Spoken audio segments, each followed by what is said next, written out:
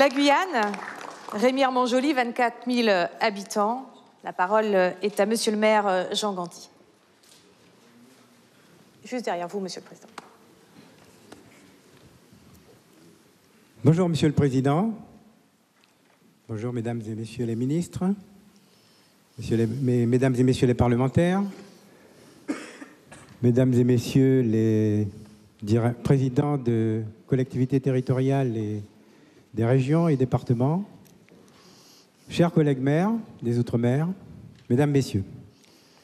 Je suis Jean Ganty, maire de Rémy-Armanjoli en Guyane, une commune de 24 000 habitants. La Guyane, Monsieur le Président, vous le savez, a eu l'occasion de faire sous différentes formes son grand débat local après les événements que nous avons connus en mars-avril 2017. Et il y a eu des accords de Guyane. Je demande donc que cette mobilisation sans précédent de la population guyanaise ne soit pas omise dans ce grand débat national que vous avez lancé et qui me paraissait important. Aujourd'hui, nos responsabilités républicaines sont interpellées à tous les niveaux politiques, ce qui entraîne sur le fond un discrédit des pouvoirs publics qui serait dans l'incapacité de prévenir, rassurer et gérer les difficultés de nos concitoyens. Alors, Monsieur le Président, puisque le temps qui nous est imparti est court, je voudrais le respecter, j'illustrerai tout de même cette difficulté à travers 3 thèmes. Je suis président fondateur d'une communauté de communes qui est devenue une communauté d'agglomération en Guyane. Je ne remettrai pas en cause donc les motivations de la mutualisation, ni celles des transferts de compétences dans un contexte économique qui réclame bien sûr plus d'efficience. Cependant, le citoyen, Monsieur le Président, continue à ne vouloir être en relation qu'avec les services communaux et avec les élus municipaux. Cette mutualisation ne lui paraît pas évidente. Et c'est le maire, le seul élu de la République de proximité que la population interpelle.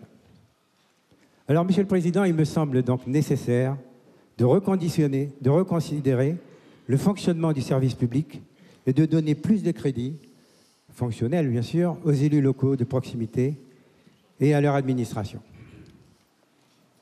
Votre démarche d'inviter les élus ultramarins est d'ailleurs le signe d'une prise de conscience de ce besoin, et je vous rappelle que vous nous l'aviez annoncé lorsque vous étiez passé en Guyane il y a quelque temps. Le deuxième point, c'est la démographie de la Guyane qui nous impose d'accélérer le rythme des constructions scolaires.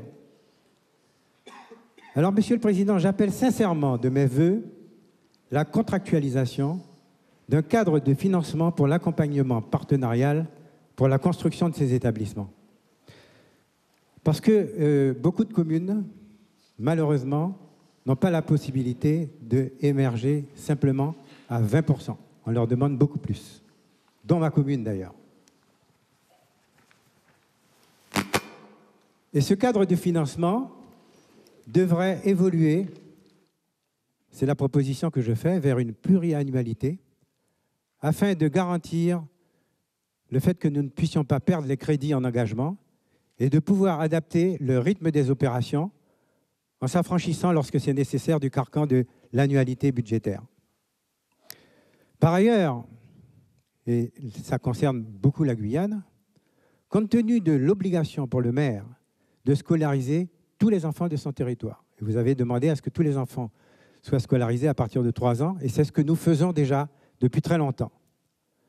Eh bien, je demande que les enfants que nous devons intégrer par l'apport de la population qui découle de l'immigration soient pris en compte dans le recensement des familles qui sont une population régulière selon la loi. Le troisième point, Monsieur le Président, je voudrais soulever la question de l'application aveugle de lois et règlements tels que nous la subissons dans le cadre des plans de prévention des risques naturels et la loi littorale. Ma commune, qui est la deuxième plus petite commune de Guyane, avec 45 km², est sujette à 4 PPR. Bien sûr, il ne s'agit pas dans mon propos de mener une fronde contre les dispositifs législatifs qui se fondent sur une volonté que je partage de protéger notre environnement et nos administrés.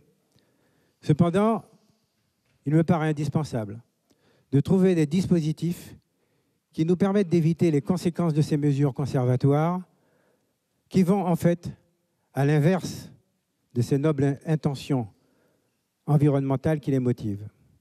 Car en fait, elles contrarient les aménagements que nous voulons faire pour notre territoire et elles favorisent bien sûr, vous l'avez vu, les occupations illicites, la déforestation sauvage. Alors, je ne vais pas être plus long, Monsieur le Président, j'ai beaucoup d'autres choses à vous dire, mais le temps est court. Ce que je voudrais simplement pour conclure, c'est vous remercier pour votre invitation qui nous montre que tout l'intérêt que vous manifestez pour les élus de proximité que nous sommes, les maires de France, les maires d'outre-mer, parce qu'en fait, nous représentons vos concitoyens. Merci. Merci beaucoup, Monsieur le maire. Suivez l'info sur Guyana Première, télé, radio et Internet.